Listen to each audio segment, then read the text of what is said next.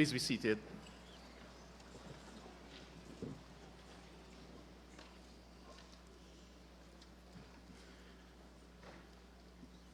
His Excellency Dr. Muhammad Irfan Ali, President of the Cooperative Republic of Guyana, the Honorable Dr. Frank Anthony, Minister of Health, the Honorable Robeson Ben, Minister of Home Affairs, the Honorable Colin Crowell, Minister of Housing and Water, members of the Diplomatic Corps,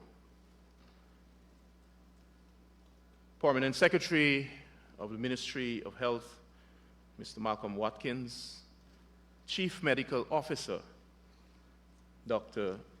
Narain Singh, Program Directors of the Ministry of Health, Regional Health Officers, members of the Armed Forces, members of the private sector, members of non-governmental organizations, and very importantly, our children, parents, our partners and men on mission, the members of the media, good morning to you all.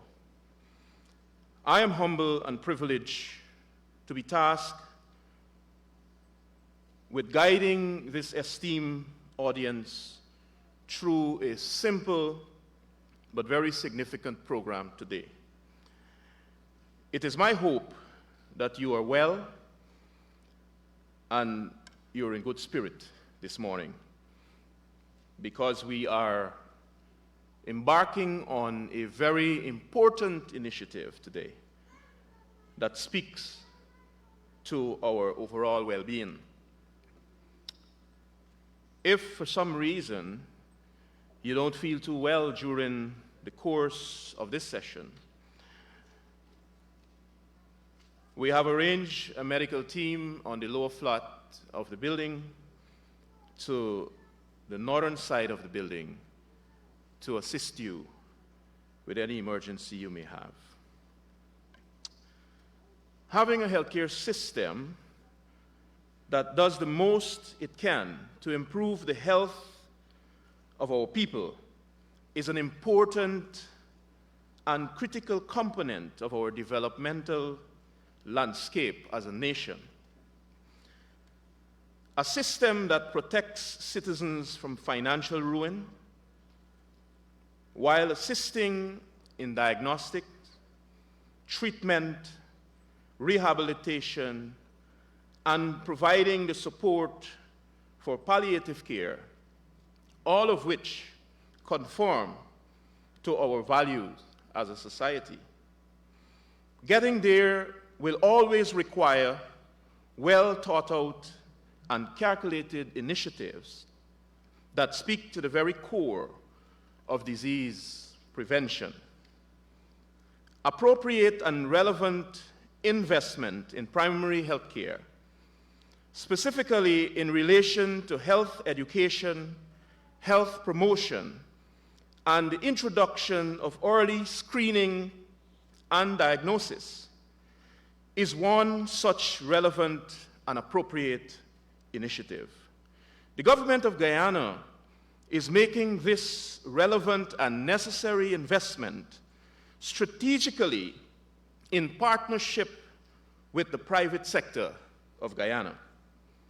This partnership is very pivotal and strategic for the success of this initiative, as well as to secure maximum benefits to our population as a whole. Our population also has the responsibility of taking ownership for its health by utilizing this initial subsidy to facilitate laboratory screening. It has been said, a healthy nation is a wealthy nation. This phrase highlights the importance of prioritizing public health as a foundation for economic prosperity.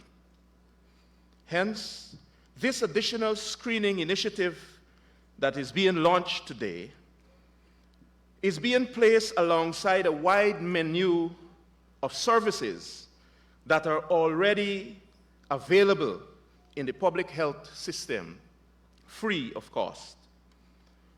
With that brief comment, I take the opportunity on behalf of His Excellency Dr. Mohamed Irfan Ali, the President of the Cooperative Republic of Guyana, and the Honorable Dr. Frank Anthony, Minister of Health, to welcome you to the Government of Guyana Universal Healthcare Voucher Program launch and distribution exercise.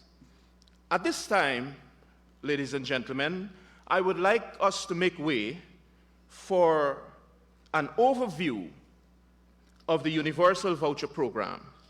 And to help us with that, please welcome our Director of Non-Communicable Diseases and Mental Health Program at the Ministry of Health, Dr. Lakshmi Lal. Please welcome her. Thank you, Mr. Gavaya. Allow me to stand on the protocol that was established. His Excellency Dr. Mohamed Irfan Ali, President of the Cooperative Republic of Guyana, Honorable Ministers of Government, members of the Diplomatic Corps, members of the Ministry of Health, and to all our invitees, a pleasant good morning to you all. It is with great pride and commitment to the health of our nation that I stand before you today to speak about a groundbreaking initiative, the Universal Healthcare Voucher Program, an initiative that will transform the way we approach healthcare in Guyana. Our government, under the visionary leadership of His Excellency, Dr. Mohamed Irfan Ali, is making this voucher program possible. Our President has made it clear, healthcare must be accessible, proactive, and preventative. No longer should our people wait until illness takes hold before seeking help.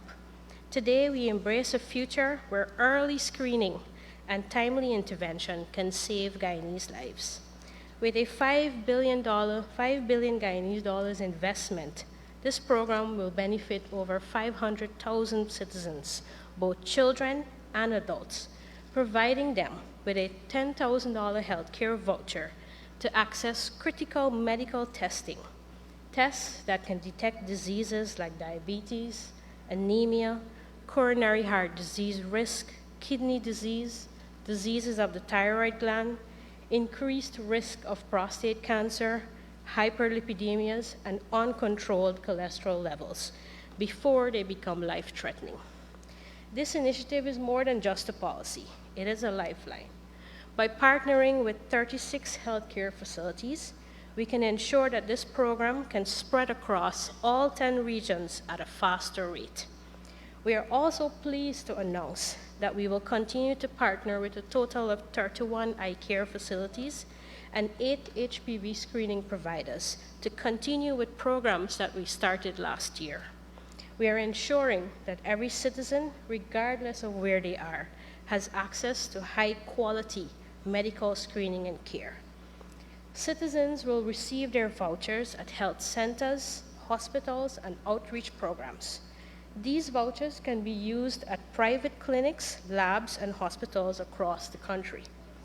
Once tested, results will be sent to physicians at our hospitals and health centers, who will guide patients on the next step of care. Testing results can also be picked up directly from providers as well. But we're not stopping there. Special efforts are being made to reach remote communities and hinterland regions because no one should be left behind. School health screenings will be conducted with parental permission, ensuring that our children are monitored for early signs of illness. Community outreach teams will bring healthcare services directly to our people in the remotest of areas in this country. Through this program, we will detect diseases earlier, leading to better treatment outcomes, reduced healthcare costs by preventing complications, improve life expectancy, allowing our people to live longer, healthier lives, and we will also be able to gather critical health data that can improve future health policies. For this program to succeed, we will need your help. Each and every one of us here has a role to play. For citizens, I encourage you to take advantage of this opportunity. Get tested, stay informed, prioritize your health. To our healthcare providers, participate in this program fully and ensure that you provide quality diagnostic services. For our community leaders and NGOs, you may have the biggest task to spread awareness, encourage participation, and support outreach efforts. And to our government agencies, help us to ensure smooth implementation, coordination, and monitoring of this historic program.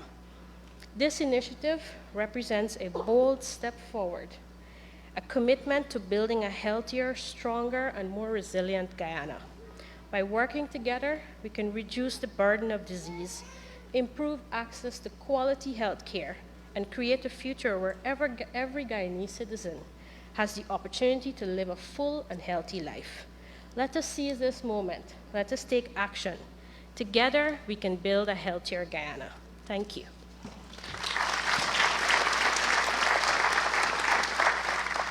Thank you very much, Dr. Lal, for that very comprehensive overview. We want to invite at this time to do a skit on the voucher use to help us further understand how we can go about utilizing this voucher initiative to better our health. Please welcome the live performance by Nothing to Laugh About.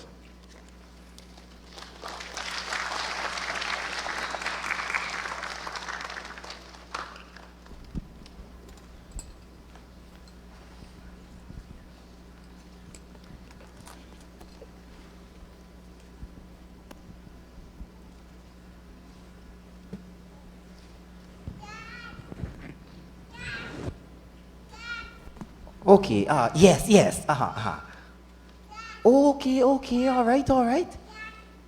So you mean for tell me it's all of that? Oh, that is nice, man, that is nice. All right, yes, good. All right. I'll make sure that he check, all right, good. Thank you a lot, right? William, come here, son, William. Yes, yes, son. I just came off the phone with your Aunt Maria, and she's telling me that the Ministry of Health have some new voucher programs that will allow me to go and do my blood tests at them big hospitals and labs. You hear anything about that? Well, I know you're there on social media a lot, son. But check the Ministry of Health Facebook and TikTok page and see if they got anything advertising.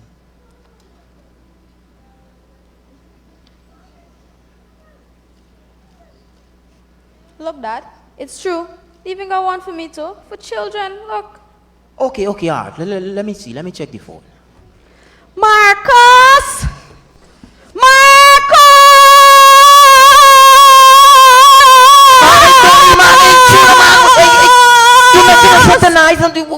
Oh, I was trying to get your attention, Marcus. Oh, jeez, man. Did I do it? Did I get your attention?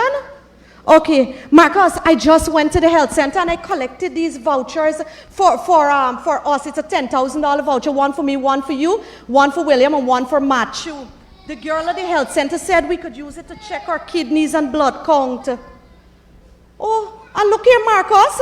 It says that we can also check our diabetes. Marcus, I find you should do that because you be peeing a lot.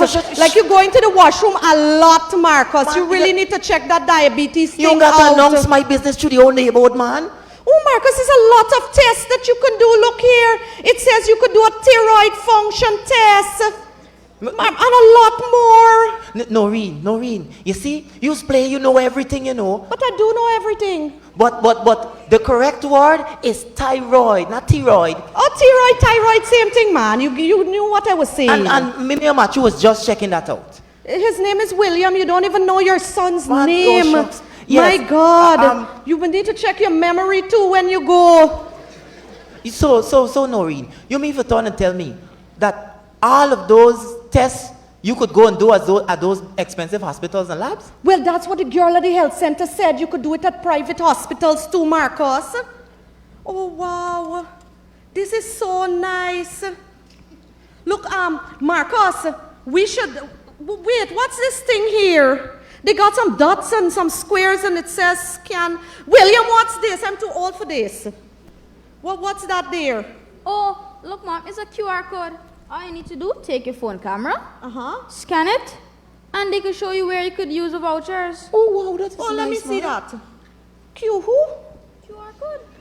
Oh, Marcus, there's a lot of places on this list.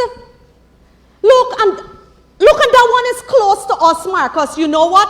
Bright and early tomorrow morning, we're going to go. Man. You forget we already have plans. And Marcus, you see, this is the problem with you. You do not take your health seriously, Marcus. Look, the whole of last year, we had this child here suffering, Marcus, suffering because you wouldn't take him to the hospital or the health center because you don't like those places. You always play cheap. The child was suffering. Child couldn't even see on the blackboard. But you didn't even know that I used the Ministry of Health eye test and spectacles voucher to cut our costs, Marcus. You're so cheap. If it wasn't for me, the child would have been blind today.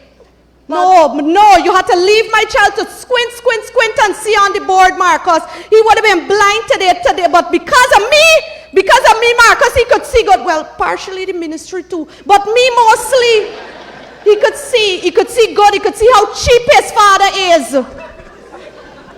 Man, Noreen, you see, you was always trying to embarrass me in front of my son, because I love him and I would do anything for him. Man, look what, tomorrow we're going to go and do those tests, man. Good. But if I want to do all of the tests, right? All of the tests without the back of the voucher, the 10,000 can't cover it? Marcus, man, is so you cheap? Marcus, if the thing come up to a little more than the 10,000, you can't put the money, Marcus. Look, some of these tests is $2,000 and $3,000. How much more than 10,000 it gonna come up to? All right, Noreen, all right, man. We gonna go. And since we going, you're gonna use that cervical cancer screening voucher and do your test. Well, you don't have to tell me a second time. I intend that this year I'm going to be fit and proper. Fit and proper, no? The body need work, but I tell you, the mouth get a lot of exercise. Thank you.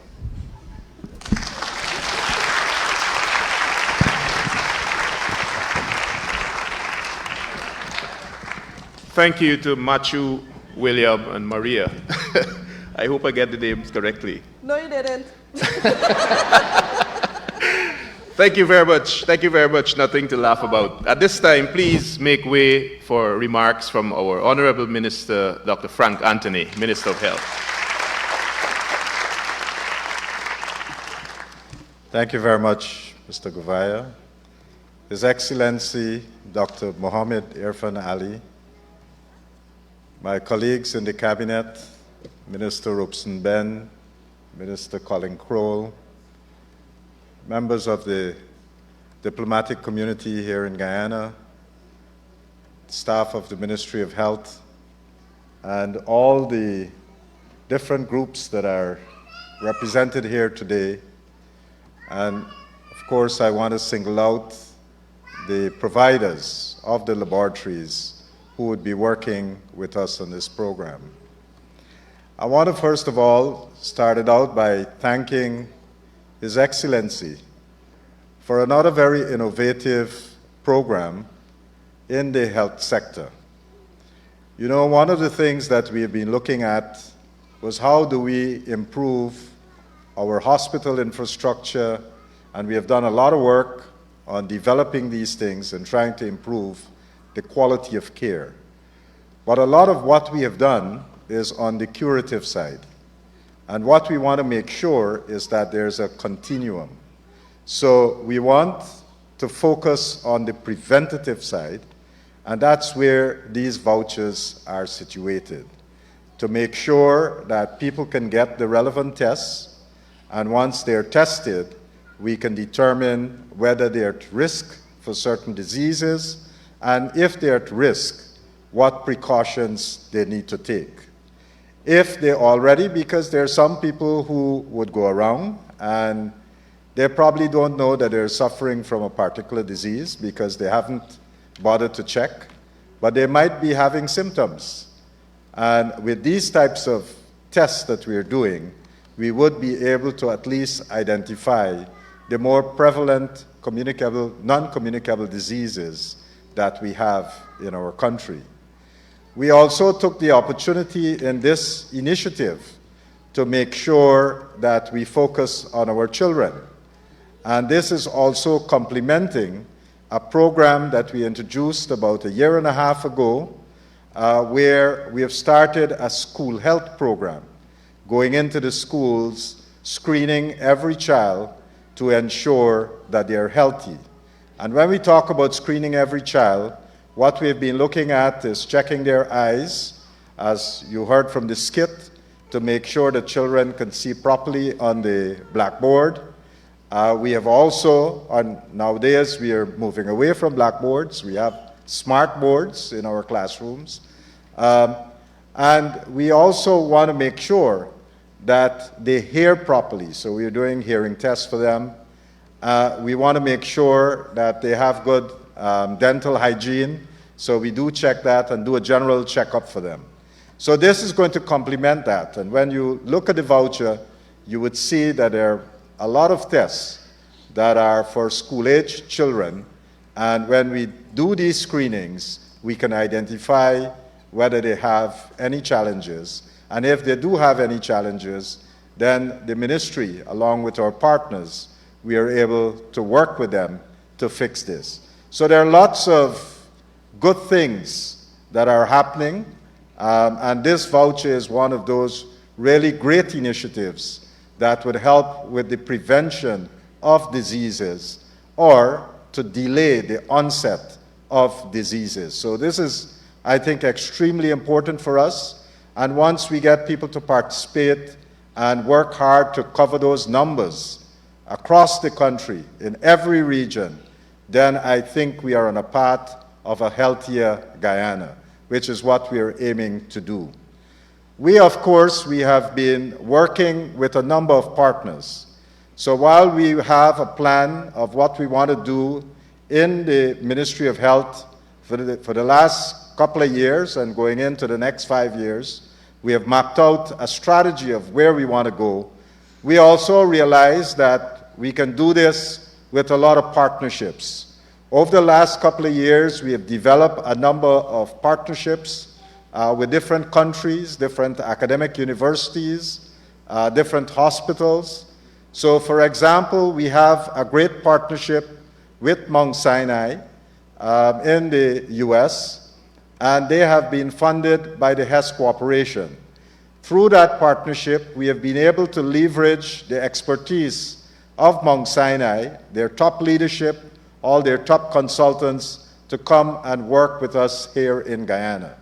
And I'm sure that some of you who would have visited the Georgetown Hospital, you would have seen that there have been improvement in the hospital, the quality of care that we are able to offer. And that's because we have a leadership team from one of Mount Sinai's hospital working directly with the GPHC to make sure that we improve the quality of care, looking at waiting times and a whole host of other parameters so that we can improve the experiences of patients.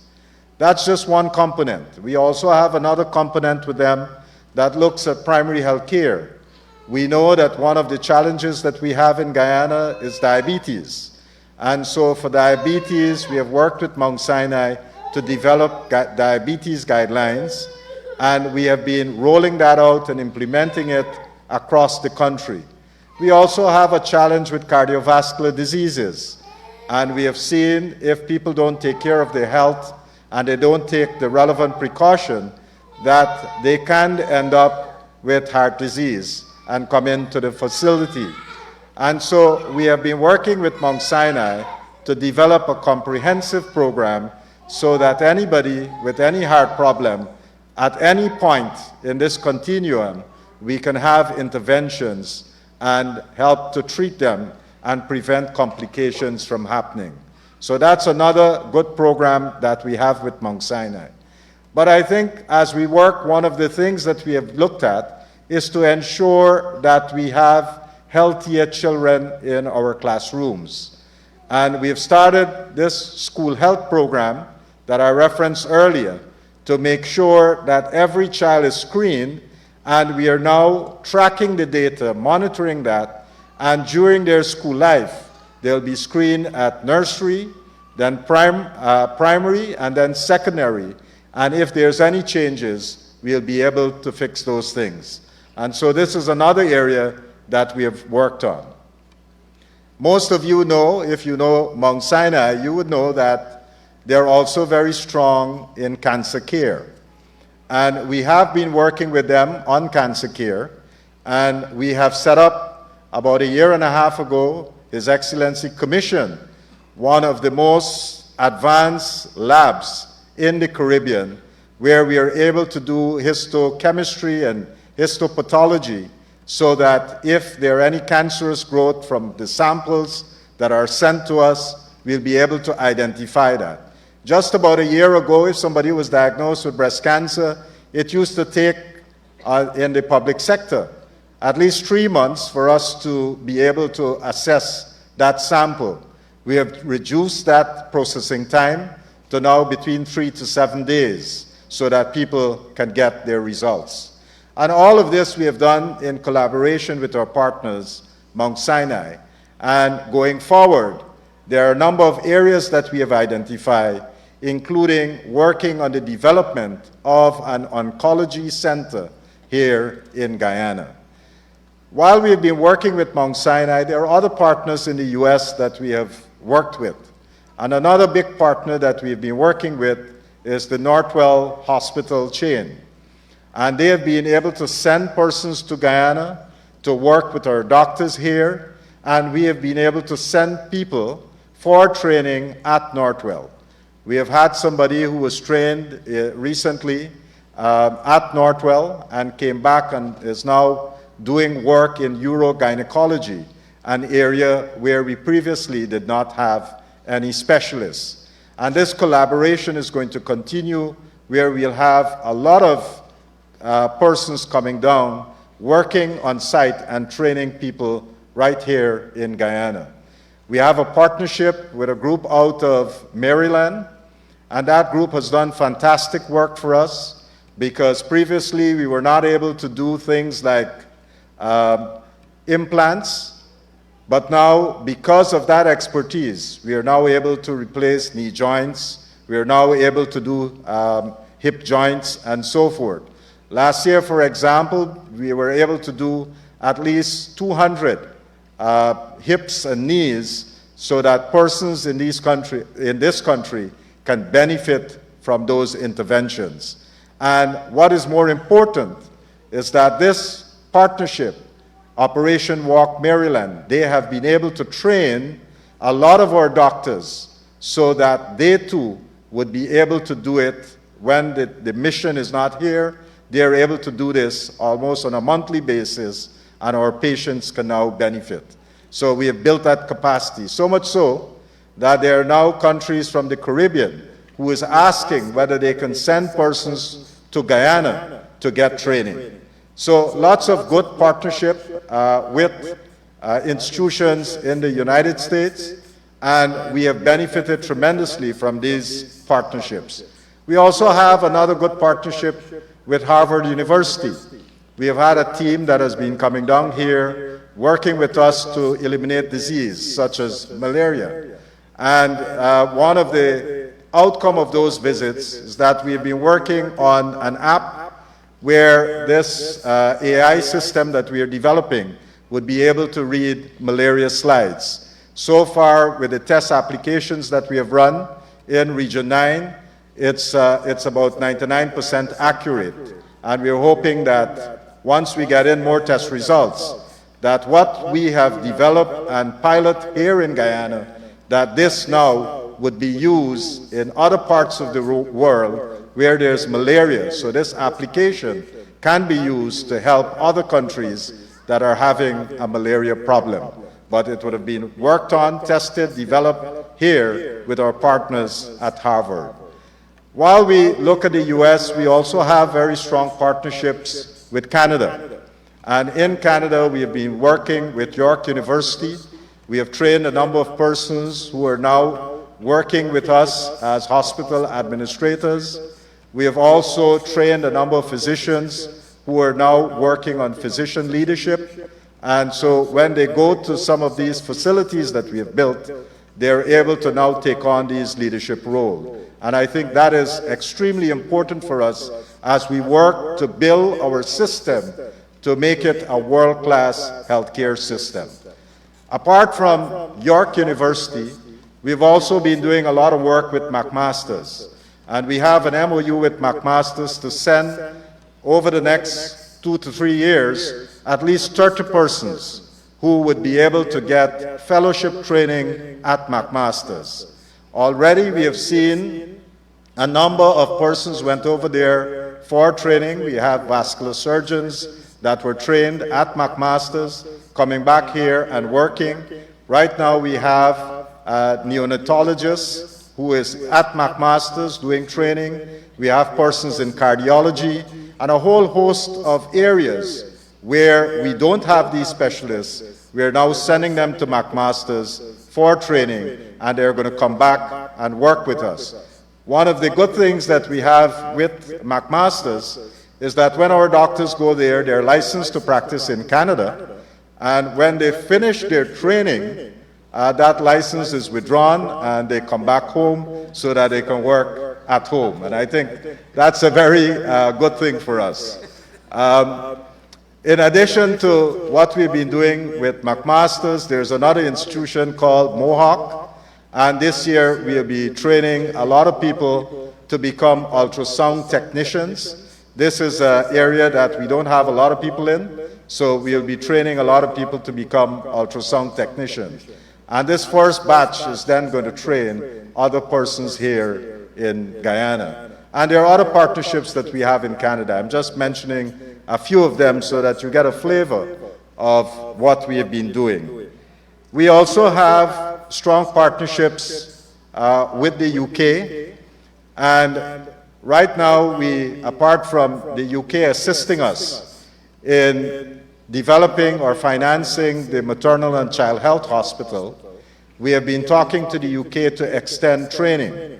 They have trained a number of persons in public health at various universities in the UK, but very soon we'll be working with them on a very, in a very close manner, so that a number of their academic institutions would customize programs for us so that we can send our doctors, nurses, other professionals to be trained and come back to Guyana. So this is a very extensive program that we are developing with the UK. We also have a good partnership with the EU, and recently in Barbados, when the President went for the CARICOM Heads of Government meeting, a memorandum of understanding was signed between Guyana, Barbados, and the EU so that we can extend our collaboration. The EU is going to fund this partnership, and among the things that are in that partnership is to look at preparing Guyana to become a hub for manufacturing of pharmaceuticals and vaccines. We are looking at developing a stronger regulatory institution, and with that stronger regulatory institution, then when we certify something, then it would be accepted by other jurisdictions. And they have identified Lithuania as one of the countries that would offer us technical capacity building. So we'll be working very closely with them. In addition, some of the funding that they have set aside would allow us to have academic partnerships with various universities in the EU. And already we have visited and talked to some of these institutions in Germany, in Holland, in Belgium, in France. So all of these partnerships we are developing, and you would see a number of persons going off to get training and a number of their persons coming to Guyana where we can have these interchanges. Very soon, we would have in June an EU mission coming to Guyana to explore opportunities in health, not just in the academic training, but also other opportunities on how they can partner with the government in the area of health. We have also started a very robust partnership following Prime Minister Modi's visit to Guyana. We have extended now our partnership in terms of health with India, and one of the things that we'll be doing is developing a partnership with the Apollo hospital chain. And they would be coming to Guyana soon, and we will be signing a memorandum of understanding, which includes us being able to send our doctors to India so that they can get postgraduate training. And also, India would be sending to us here in Guyana experts that would be working locally with our team so that they can improve their capacity in certain areas of surgery and other areas that we currently do not have. Apart from that, there are a number of training platforms that they have in India, including a platform called Medversity, and again, we'll be doing a lot of training through them. So these partnerships are going to help us to grow. And when the President talks about developing a world-class healthcare system, we recognize that if we are going to move this system forward, if we are going to develop it to that level, then we need partners that have demonstrated excellence in healthcare across the world. And we have been seeking out the best partners to make sure that we can bring them in and work so that we can develop our skills.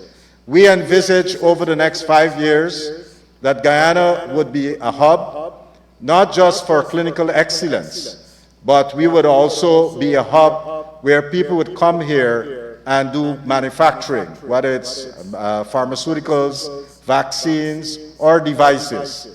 And our legislation that we passed about 2 years ago allow us to do some of the most innovative types of research here in Guyana. So right now, one of the cutting-edge techniques is to use stem cells, and we are prepared, and we have been talking to a number of companies who want to come into Guyana and use those technologies here in Guyana. We have also, and I know the President has engaged a number of companies in the area of AI and the use of AI in its application in health, because we feel by doing that we will improve the efficiency, we will also be able to improve the quality of what we are delivering, and we can do that at a lower cost. And so you would see us start using, we have been using it in a very limited way, AI application to read chest X-rays. But you will see us start changing and using these systems, most of which would have already have FDA approval, that we'll start using these applications here in Guyana so that we can improve the quality of care that we are offering to our patients. And then very soon, we'll be signing on to start our electronic health records.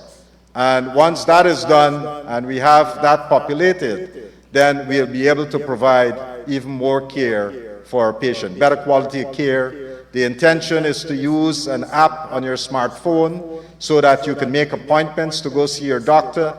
If you need to get your medical record, you'll be able to open that app and you'll see all your medical record there and things like that. So we are moving into the 21st century in terms of medicine, not just advancing care and looking at clinical excellence with our external partners, but also using technology to enable us to deliver quality care to our people.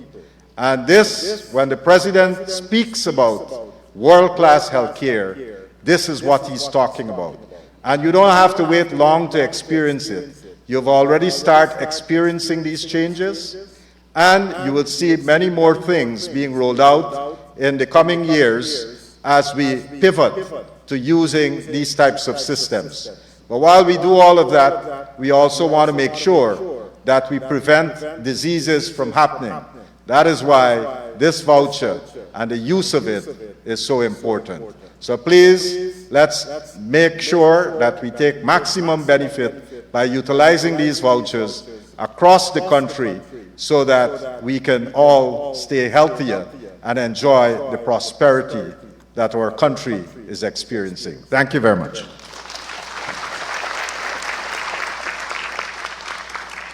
Thank you very much, Minister of Health, Dr.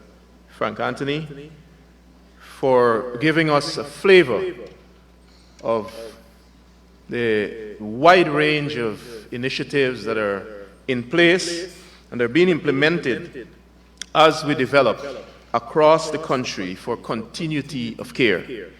Ladies and gentlemen, I want to make way for our feature address. I believe His Excellency don't need further introduction, but I want to make way for His Excellency, Dr. Mohammed Irfan Ali.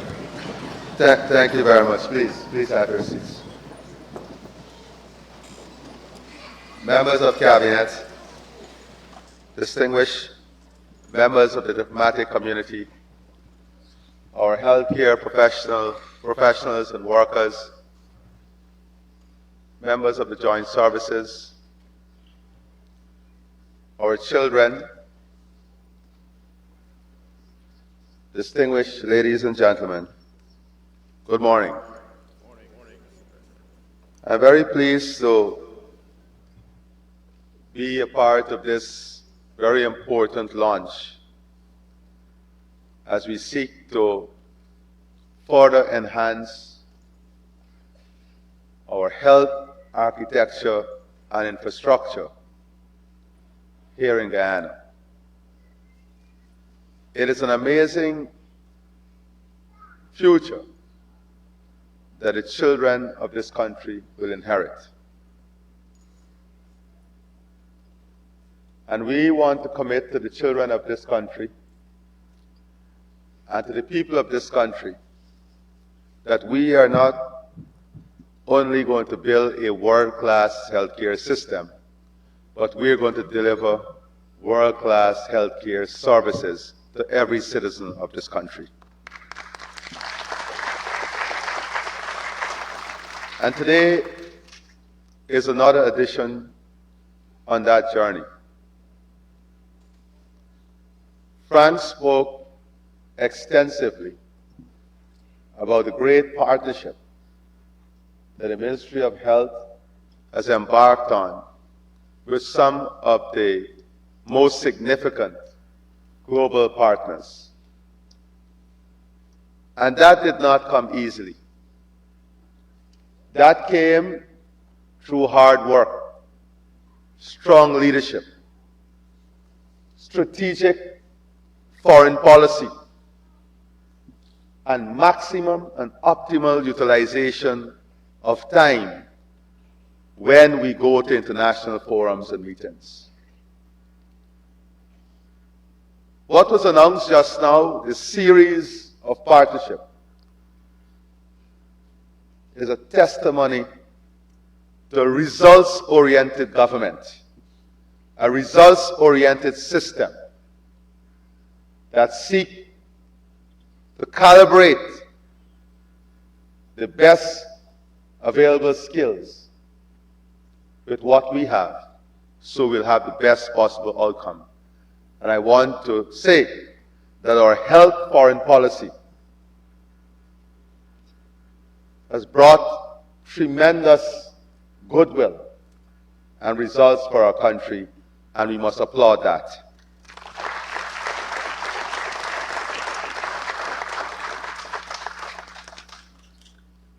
Very soon, we will launch a massive national program with one of our international partners and Men on Mission to have as many men within the age range in our country screened for prostate cancer, because early detection gives you a better chance of having the best result. And we're already working, spent an entire day with a team at Northwell, working on a strategy that will address prostate, breast, and colon cancers. And we're going to map an early detection strategic approach towards national screening and treatment. What Frank could have gone on to tell you is that not only are we building these partnerships, but we are investing in the equipment, in the technology, and in the tools for treatment. And because of the incentives we have given the private sector, we have seen massive investment from the private sector in healthcare, in improving their level of service and enhancing the environment in which they're delivering healthcare. And we are continuing to facilitate that investment so that our health ecosystem, public and private, can work seamlessly in delivering the best health care to our people. And this health care will not only be for Guyanese.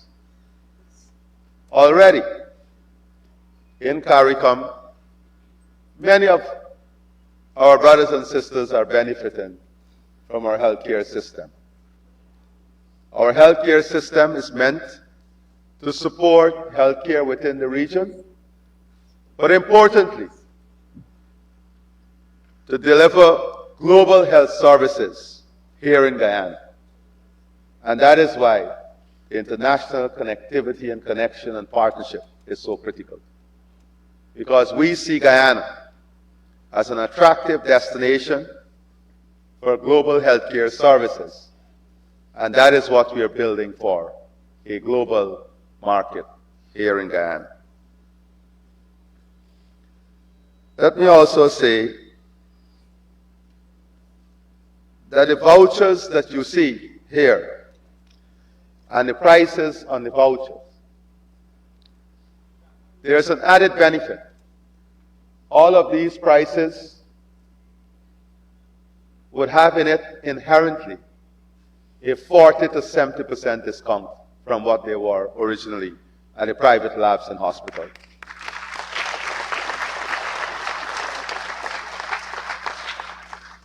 So even once you have this voucher, it is not only about the $10,000. It's about a 40 to 70% discount on the services that you would receive at the labs and hospitals. And I want to applaud the private sector for their level of consciousness in supporting this initiative. There's another important addition, and that's in addition to the skit. There's another important addition I want to make on the minister's presentation. We are working with the best AI and robotics providers in the healthcare system. And we're going to identify a national panel of doctors that will be specialized and specifically trained in AI-guided surgical treatment, AI and robotics, so that we will have a panel of doctors supported by an external panel of doctors that will be supporting the healthcare system on 100% AI and robotics. That is already in negotiations. And that will come into operation early in the new year. Just as we get past just as we get past our democratic responsibility of electing the government of our choice.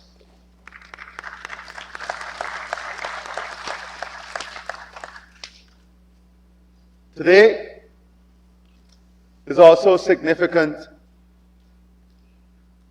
in many other ways. The key to great research is data. The key to great policies and programs reside in data. The best decision making are those supported by data. The best crime fighting strategy are those supported by data.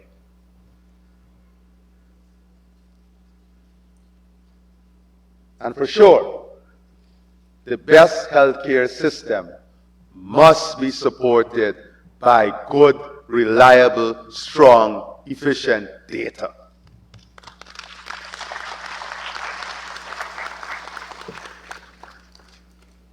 And we will be living in a country in a not too distant future where every child from birth will have access to their medical record until they make their exit from the earthly place. And every healthcare professional would have that data to support medical care for that child across every platform, integrated in every healthcare system. That is the future of the healthcare system that we're building. Inherently important with that is the level of responsibility it brings with it. Because there is an automatic assessment of the medical professionals and healthcare professionals on the level of service that they deliver, holding people more accountable, because we have to be more accountable with the investments that we are making. We want a system that relies heavily on independence. What do I mean?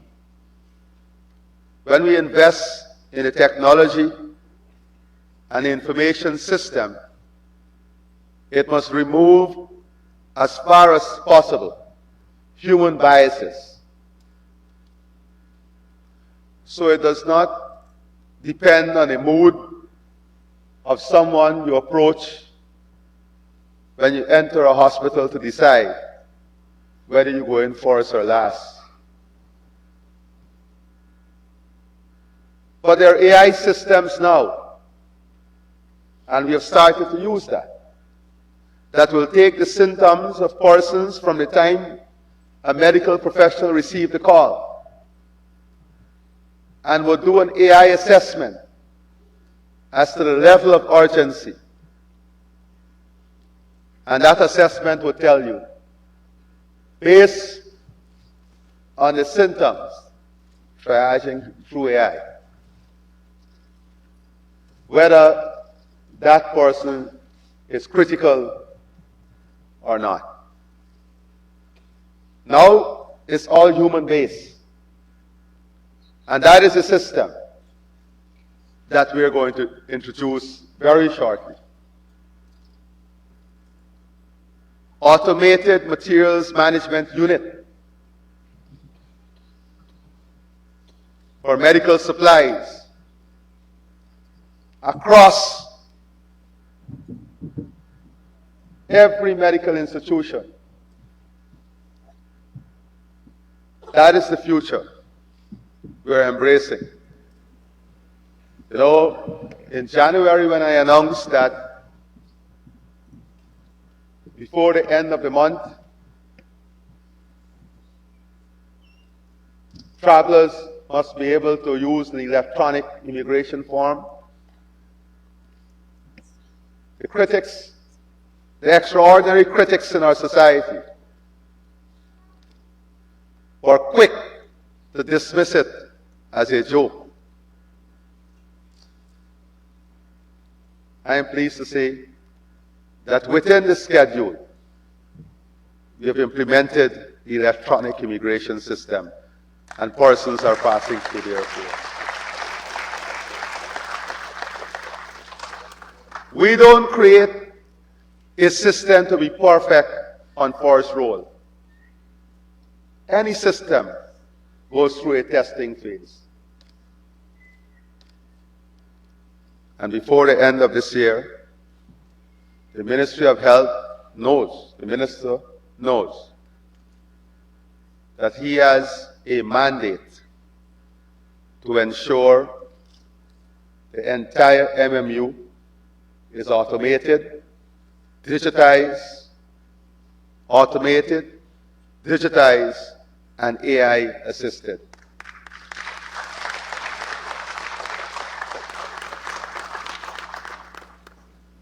So, currently,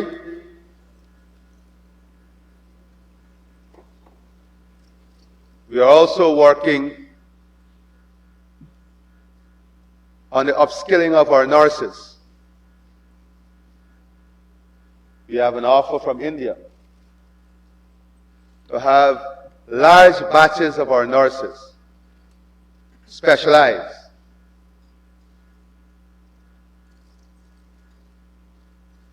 I see many of our diplomatic friends are here. Sometimes they get excited when they hear this because they get a recruitment grant. But specialized in service to Guyana. So I want our friends to help us to ensure that our nurses that we're investing heavily in, our nurses that we're going to spend a lot of resources on, to specialize, will deliver to our healthcare system the best possible service after specialization. So you too have an opportunity to demonstrate your ability and your professionalism to be part of this elite group of nurses that would get the first chances of specialization.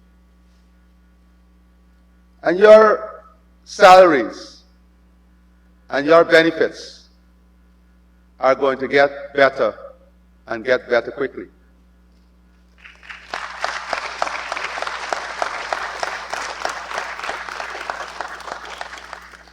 And when I say that, you know I say that, and you can trust me and trust this government on that.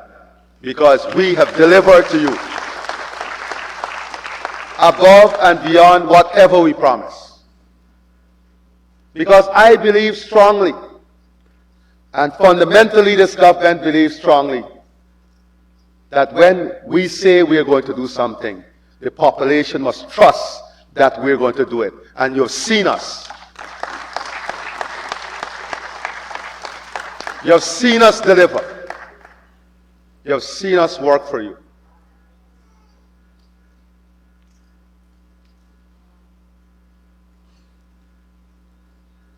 Living a life of gratitude is a difficult thing. As a people, being grateful for our own blessings, being grateful for the ability to smile, being grateful for the ability to be trained to become a nurse free of cost and get a stipend while you do that. There are many people in the world who would love that. Don't take it for granted. Don't take it for granted.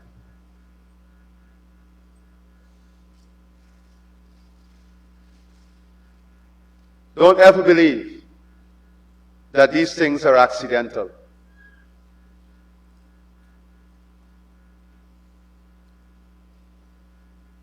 These are investments that your country is making in you. These are investments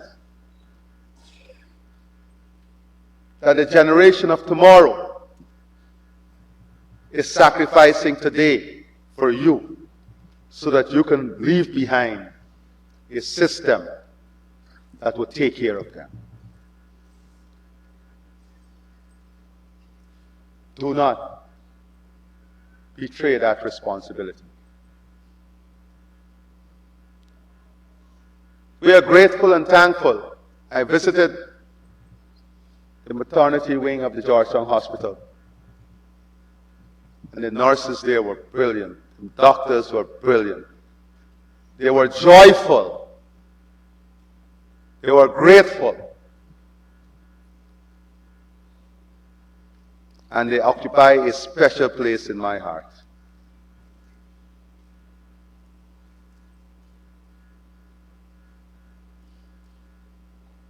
By your very attitude, you can create your own space in every environment, and you can never tell the effect of that space you create. In life, you have a choice to be pleasant or to be obnoxious. Whatever choice you make will impact the response. That's my own philosophy of life. People ask me, why are you always so joyful? Because a good book tells you how to make a joyful noise. And what are the returns you can get from making a joyful noise? Make no mistake, your future is much more brighter than those who you replace and those who went before you. Make no mistake, your condition of work is much better than those you replace or those who are before you. Some of them, many of them are still around. You should ask them. You should listen to the stories. You should listen to the stories, and maybe we will have a better appreciation for where we are today. Just maybe. And so too, your stories of sacrifice will be the legend of the stories of those that will come after you. And those that will come after you will reflect and say, yes, my predecessors did sacrifice, and I inherited and stand on the shoulders of their sacrifice. A healthcare system is dead without healthcare professionals.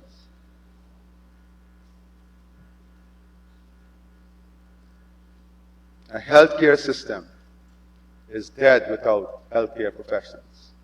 I've seen across this country, in the distant villages of the hinterland, dedication, hard work, commitment, and love of healthcare providers. And I applaud it. I've seen the endless sacrifices of medics paddling a canoe to take care of patients. I've seen medics walking in the forest for hours to attend to someone injured.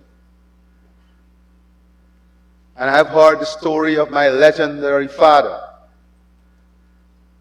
paddling a boat in the Essequibo River as the only teacher in the school in Hog Island to encourage children and pick children up from their homes to take them to school. And I've lived to see managers of banks, doctors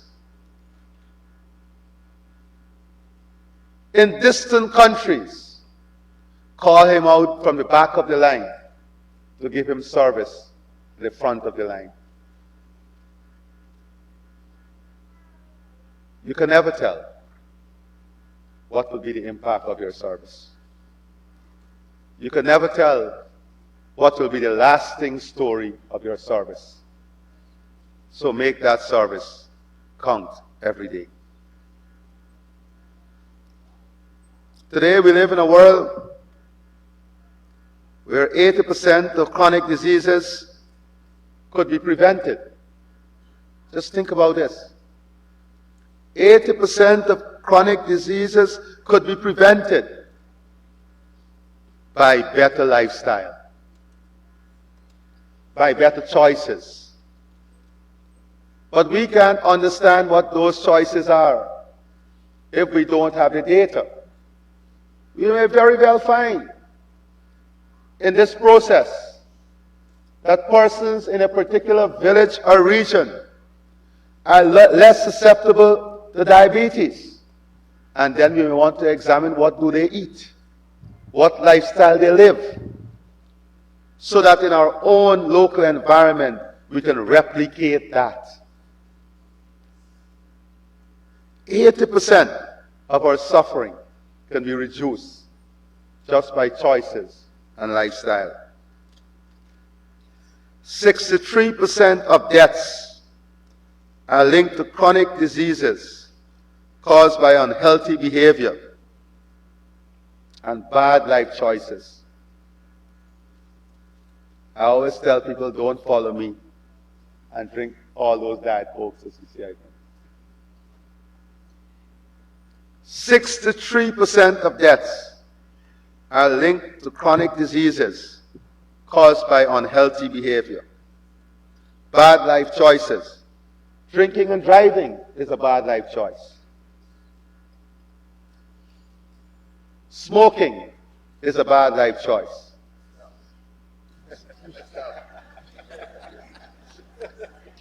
The Attorney General has confessed of one choice, one such bad choice that he gave up.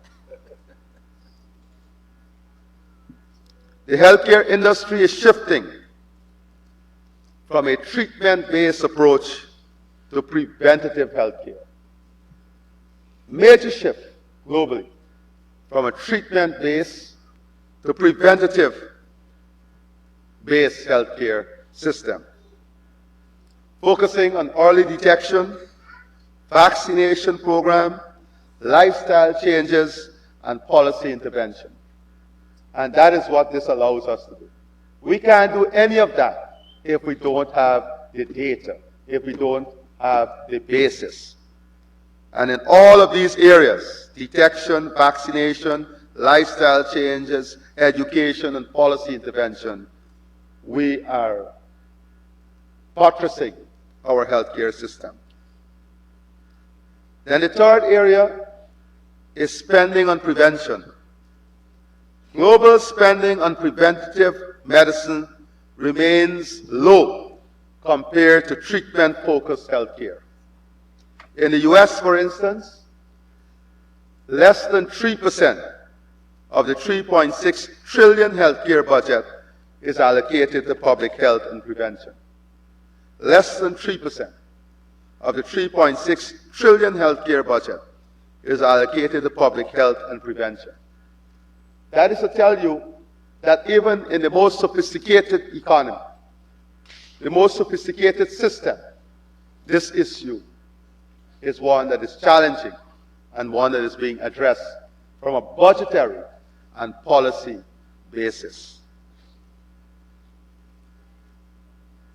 Communicable disease, economic disparities, and environmental factors impact preventative health efforts. Climate change, pandemics, and lack of access to quality health care are major barriers to global preventive medicine. Governments and healthcare organizations are increasing investment in public health initiatives, driven by digital health technologies, AI-driven diagnostics, and vaccination programs. These are the three key drivers. Only recently, at the heads of government meeting, we saw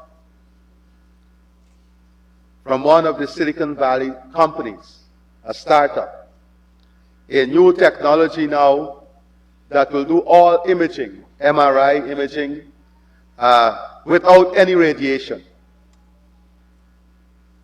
So the risk of radiation is removed. They will have full MRI imaging, CT scans. But guess what? With radiation, you can only do it maybe once every year or every 3 years. With this technology and removing radiation, you can do it as much as you want, examining the problem. And that is already on us. So whilst many countries will be investing in equipment with this high radiation, the world is already moving forward. And these are the same people who invented digital X-ray. So the level of success for this innovation is kind of high, because they're the ones who brought digital X-ray into play. With a cell phone, and Frank would tell you because I sent him to see it. A cell phone, they can do all the ultrasound, and with data, transmit that ultrasound directly into a medical center or a hospital. And guess what? We have already procured, or in the process of procuring, that to help our hinterland health workers, medics, and doctors. Yes, not only ultrasounds for pregnant mothers and other persons, but ECGs. So you can do an ECG and send it digitally. And that is part of our telemedicine program. And the telemedicine program, let me say this to the private hospitals. I've asked Dr. Anthony and the AG to come up with a legislative framework and a policy framework through which we will develop a national telemedicine hub that every hospital must be connected to. The private and public hospitals, the health centers. And that telemedicine hub will then be connected to global telemedicine hub that we're going to pay to be a part of. So 24/7, we will have specialists in a global and national telemedicine hub supporting medical practitioners in their hospitals, health centers, and health facilities across the country. I am not a medical doctor, but I can speak to you for hours on what we are doing in this in delivering world-class medical services, just like we're going to do for education, because we are serious about this. We are very, very serious about this. So the government and healthcare organizations are increasing investment in public health initiatives. Now let us look closer to home. Non-communicable diseases, NCDs. here in the Caribbean. NCDs account for approximately 76% of deaths in the region. 76% of the deaths in this region.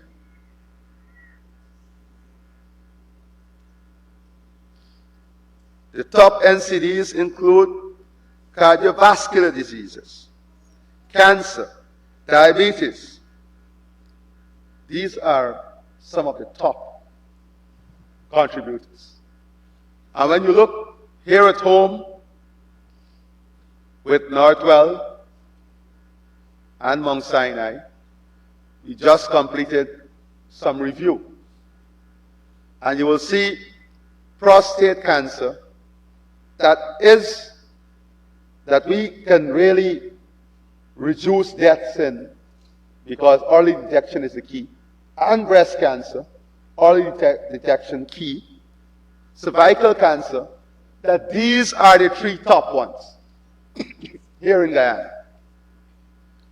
And all three of them, we can reduce death in an extraordinary way with data, early detection, and early treatment. Breast cancer can be rapid depending on the stage. That is why reducing that time from 3 months to 3 to 7 days to the ordinary person may seem irrelevant, but that by itself can save thousands of lives. Make no mistake about these investments. But also in this region, creeping up on us are issues of mental health. And we have to address this. Mental health challenges. And that is why we are working now on the creation of a 24/7 mental health platform to support persons. I've asked Frank to look at an international institution that we can link the platform to with professional counselors, so that we can have those professional counselors available here to support our local platform, whilst we build and train the capacity that is needed. The World Bank estimates that the economic impact of NCDs in the Caribbean could reduce GDP if not properly addressed. And some of the high-risk factors in the region include the prevalence of obesity, physical inactivity. Imagine we live in such a beautiful region where we can walk. And this is how public policy must change in the region if we are to address these issues. Riding and walking to work, creating a safe walking ring in the city of Georgetown, where you can walk between offices, walk to central location. So when people seeing us with the King's Foundation, creating this walking ring, creating the cycling ring, it is about a policy that is driven by a greater objective. Physical inactivity, creating all of these parks. Even if we have to put free Wi-Fi in the parks, to get the children out of their homes into an environment in which they can do physical activity and still know they can be on their device.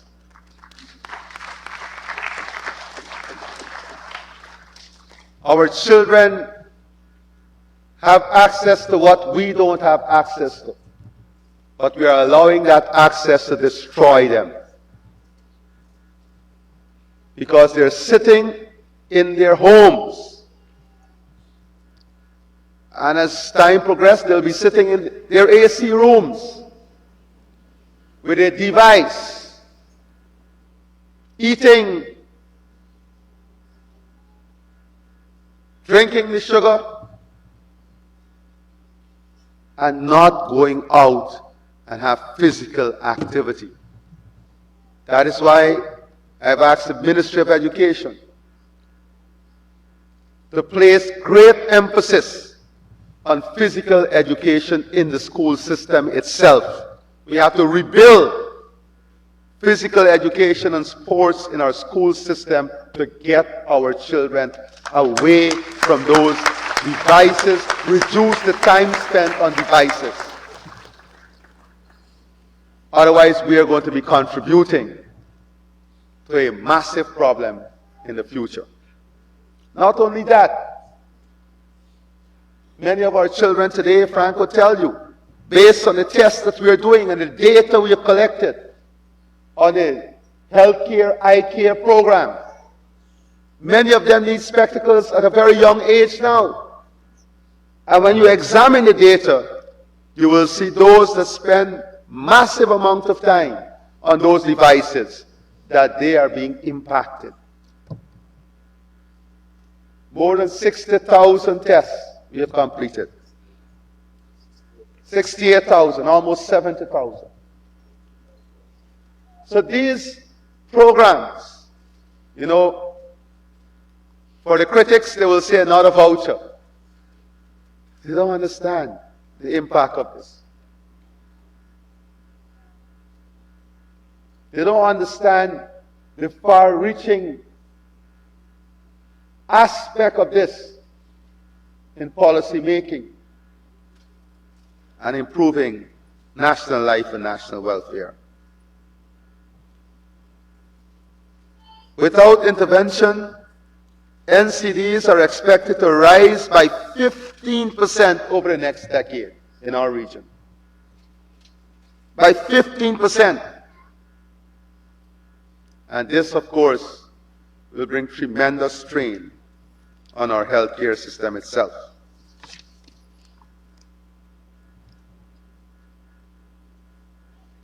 Here in Guyana, to support our investment in preventive medicine, we're also investing in a new maternal and pediatric specialty hospital and 6 regional hospitals.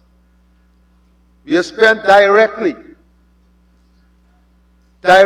in support of children, men and women health care, where they needed specialized care, where they needed specialized intervention, where they needed specialized support. We have spent almost $4 billion in supporting our citizens.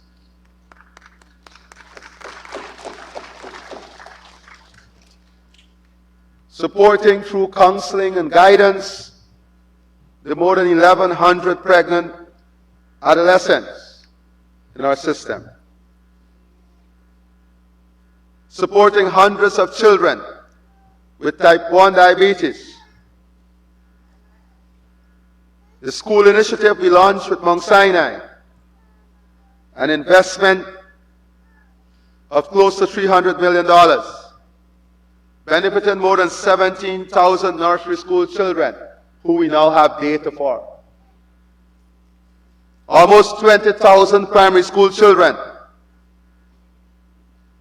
Hundreds of millions of dollars allocated to the breast milk substitute program, benefiting almost 1,000 exposed infants. Those are initiatives you don't hear about every day. Those are initiatives more than 75% of countries are aspiring to. More than 75% of countries are aspiring to these initiatives. We have them.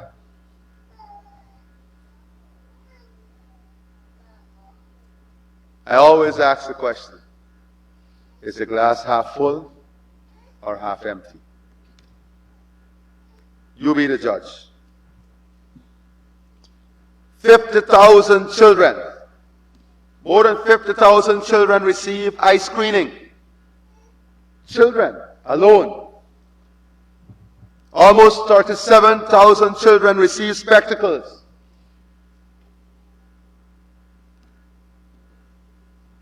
hundreds of millions of dollars spent on the purchase of sanitary pads for women and girls, putting them back in school. Many of them would lose days, learning days every month because they did not have access.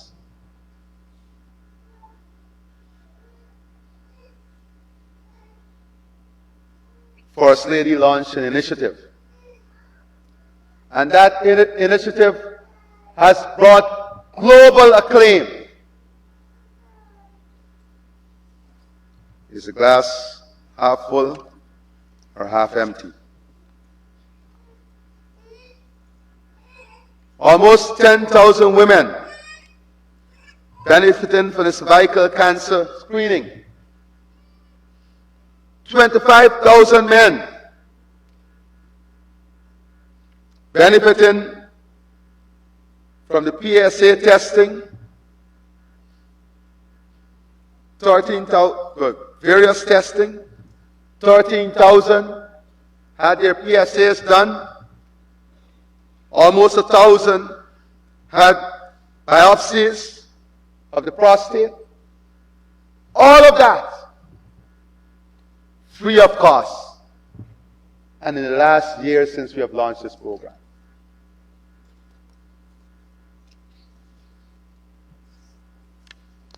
The cynics and critics would never speak about these things.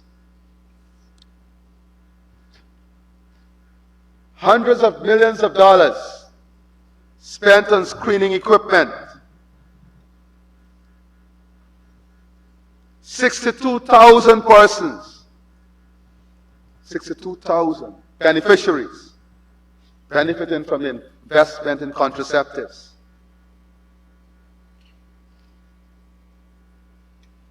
$108 million on the HPV voucher program.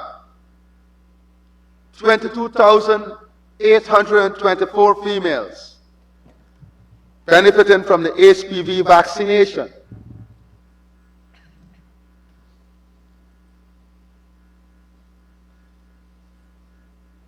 I'm not speaking about the many other services that we have delivered that include hip replacement, dialysis, cardiac medical treatment, prosthetic, imaging, all of these other support services.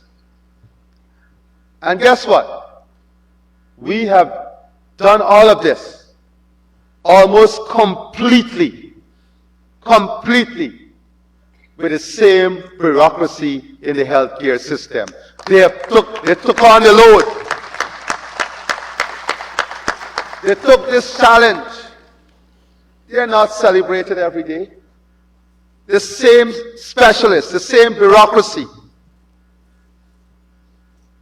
took this load and brought this level of success.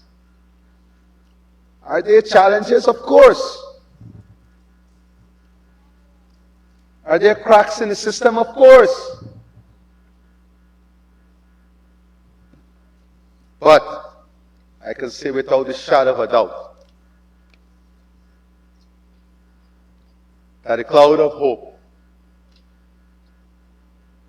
and the hands of success far overshadow those cracks. And I want to salute our healthcare workers.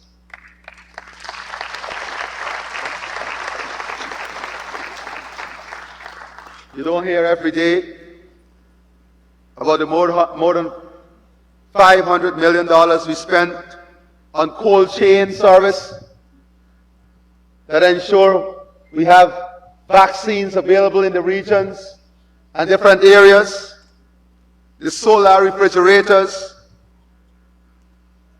the walk-in storage units.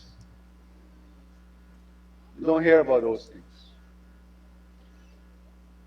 The maternal and child care boats, the ANC and neonatal equipment. There was a time when in Latam, for specialized care, everybody went to Brazil or had to come to Georgetown. We've reduced that to less than 2% now. And you want to hear the story a bit further? The traffic coming from Brazil has increased by what now? How much? 400 plus surgeries. To 400 plus surgeries coming from Brazil. That is because of the trust and confidence in our system. And I always highlight Region 9. Region 9, don't ever disappoint me. Region 9 will be a global study for first-class healthcare system.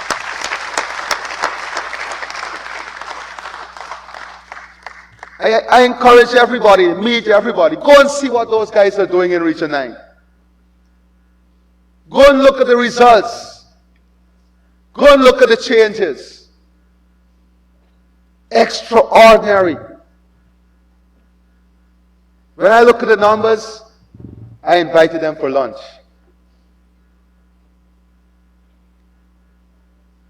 Remarkable work there. And in all the other regions too. But I believe that they would inherit the fruits of their labor. The more than 28 ultrasound machines that we have added to the system, the incubators that we have added to the system, all of this is as a result of strong policies, great investment, and of course, a government that is committed to the people of this country. We are not a government that is seasonal. Let me be very clear. We are not a seasonal government. We don't take an opportunistic approach to national policy and development. You don't hear about these developments every day because we are not on a showboat.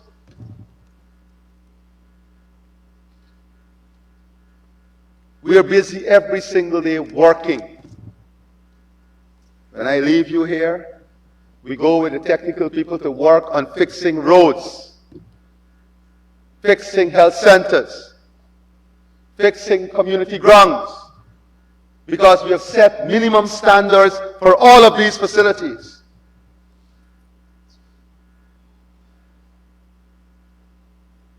Last week we launched in here the newborn voucher, and our beautiful babies came to celebrate with us. We didn't invite the babies came.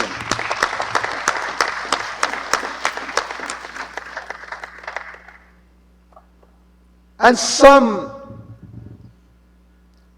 of the perpetual critics in our society did not take time to acknowledge our health workers who created breastfeeding stations, medical health support stations, medical education stations, care packages for each of those babies that came. They did not say thank you. They didn't know half of the support that was given.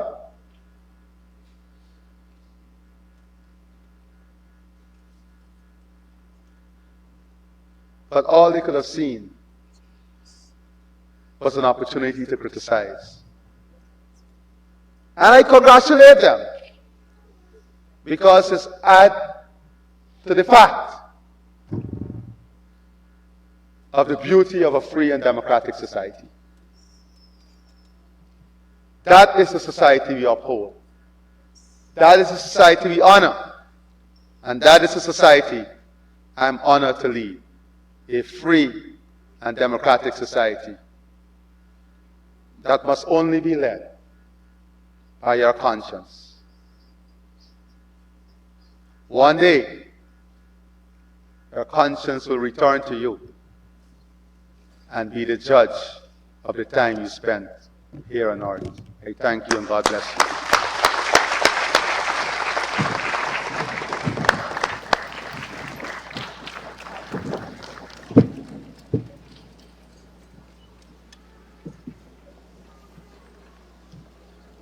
Thank you. Thank you very much. His Excellency, thank you so much for pointing out the wide range of strategic partnership that is set within the health outfit of the landscape to benefit our nation, and also to rightfully pointing out the enormous effort that is made by our healthcare workers and applauding that, and also to remind every healthcare worker and partner of our responsibility to value the efforts that are being made. And so I want to say thank you, Mr. President, for those very encouraging words. At this time, we would like to invite... Yes, Mr. President. I just want to add one thing that I forgot. We have almost every accredited lab or medical facility will be providing this service, more than 49 across the country. So they can go to more than 49. All that are accredited are on this program. And for those in the hinterland, there will be specific programs work out for the samples to be taken so they can be supported while we grow the capacity in some of these areas. Thank you very much, Mr. President. And that is exciting news.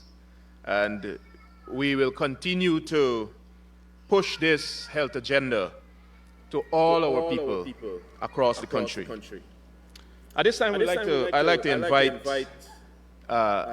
some of the students and some healthcare workers to participate in this ceremonial handing over or receiving of vouchers from His Excellency. And to assist us with calling those participants, I would like you to welcome Ms. Claire Clark to help us in the process. Good morning, everyone. So I'm going to be calling the name of the students first. So when you hear your name, could you please stand and move to this area? Akila? Akila? Michaela Griffith? Danish Knott? Priyana Prasad? Jason Dialal? Shivani Chandradat? Avi Chandradat? Vijay Chandradat?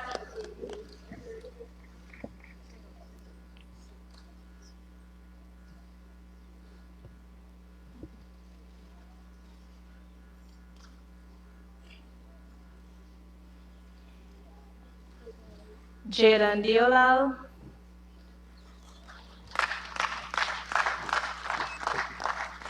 Tanaya Gobin?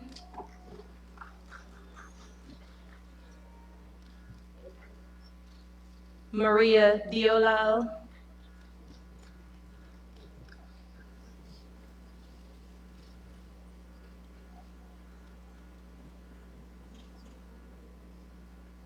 Afraz Khan?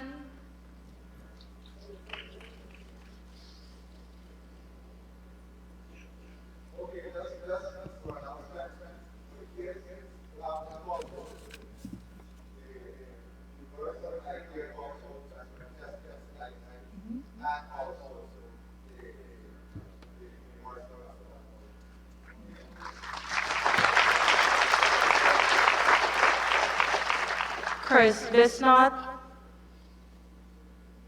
Krish Bishan, and Suraj Bishan.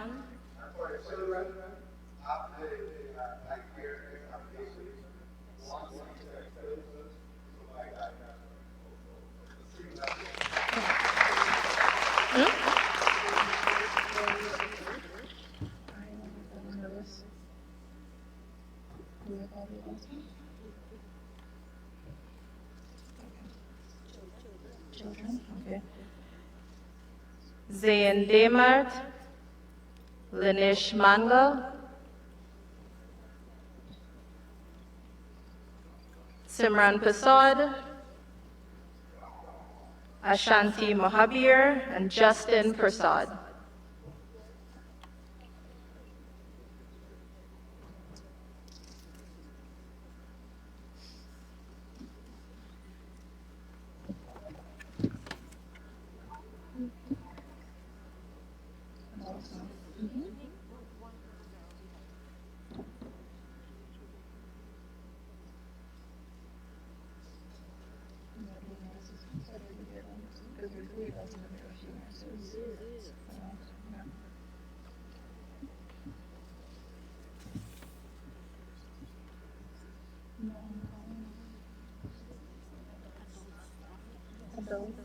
That's it.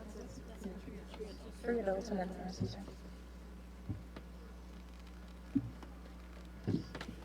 Do I call them that? Okay, I'd like to ask Mr. Mohan Narayan, Ms. Purnamati Parasram, and Ms. Vasanti Hari Prasad to come forward.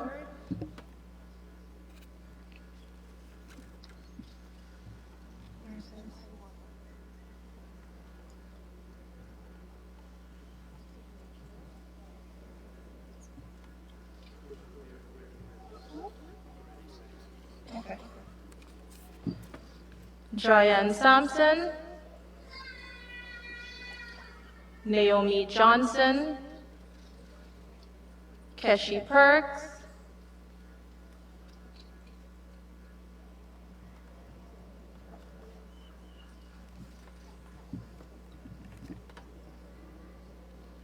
Everett Ross, Deborah Skeet Charles, Ashley Harris,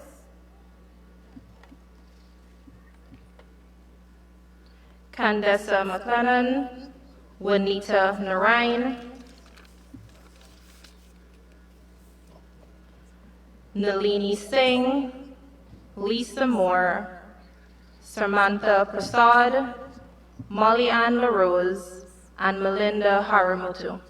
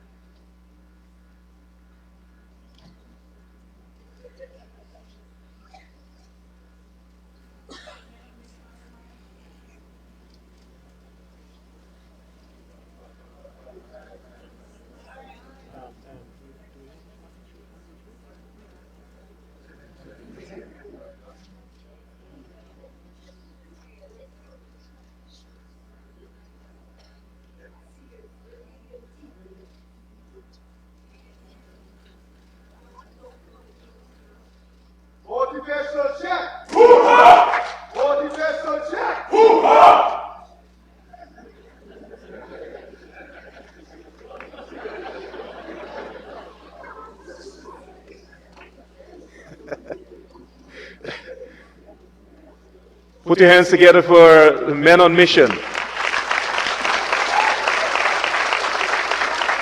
We have a few more distribution to do for some secondary school children. And then we'll ask the regional health officers to come and pick up your package for your regions. You can do that right now. Yeah. Yes. And His Excellency will make the presentation to you.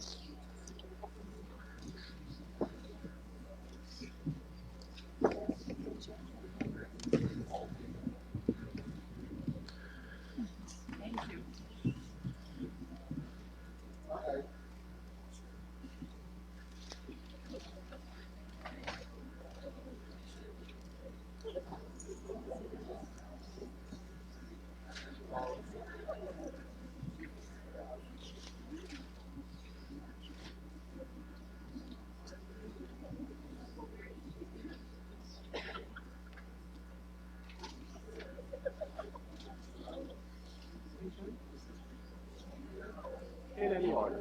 Doesn't matter. In any order.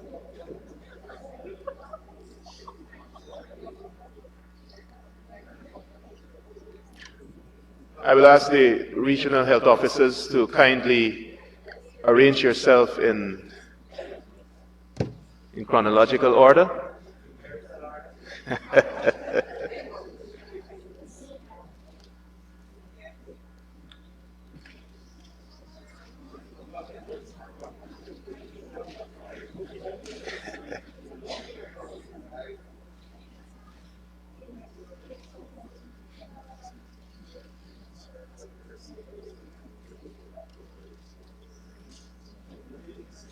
Exactly.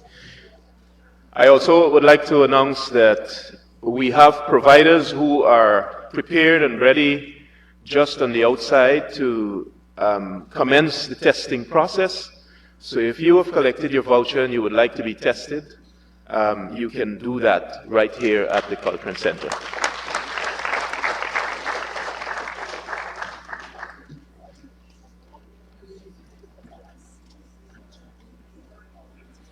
In the meantime, I'll ask the representatives of the laboratory, our partners that are going to be working with us, to please get ready for a photo op with His Excellency.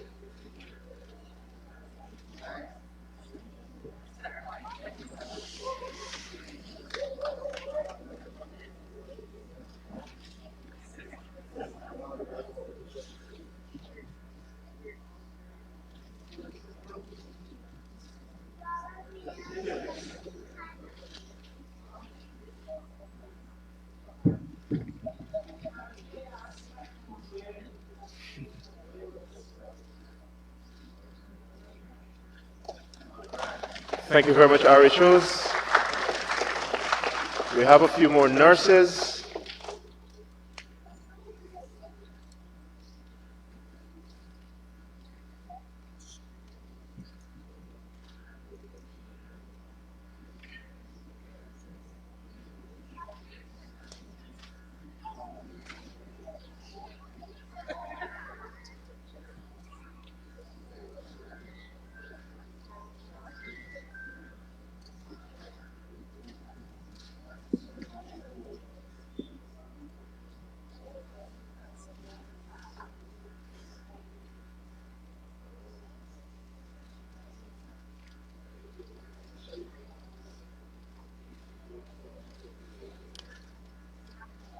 May I invite the members of the laboratory to come and let's have a photo op with His Excellency. Laboratories, hospitals, service providers, including iCare, HPV, and the Universal Voucher. Thank you.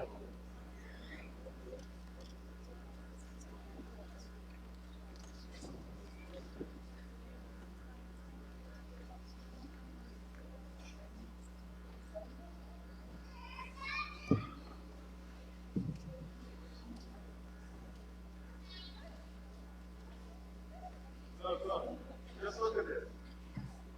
Put your hands together.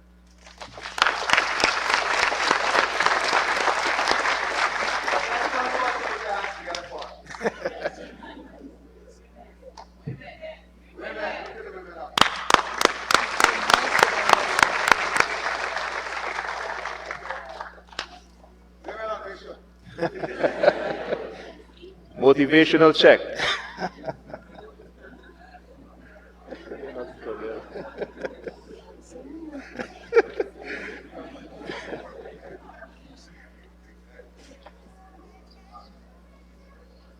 Motivational check.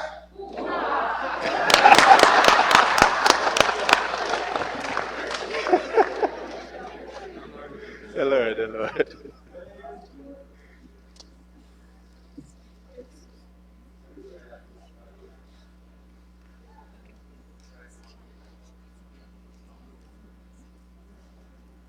Motivational check.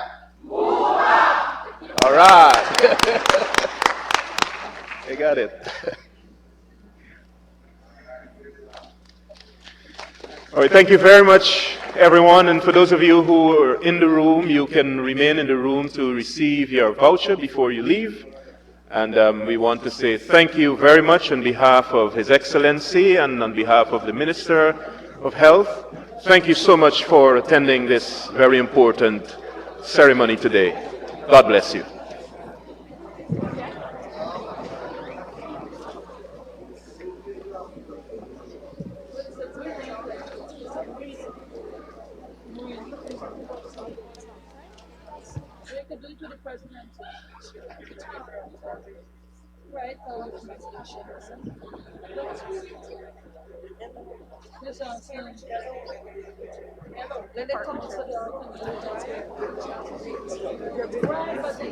Yes. All right, just quickly announcement. So there's refreshment, light refreshment on the foyer on the western side on the upper flat of the hall as you exit. You can partake of some light refreshments in there. Thank you very much. Camera that we need, they can pick them up. They can pick them up good. John, Wendy. Lose all of them.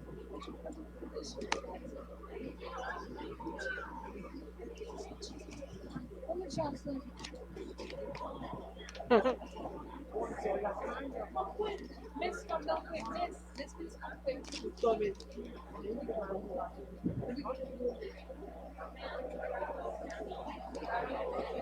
Don't watch my dog.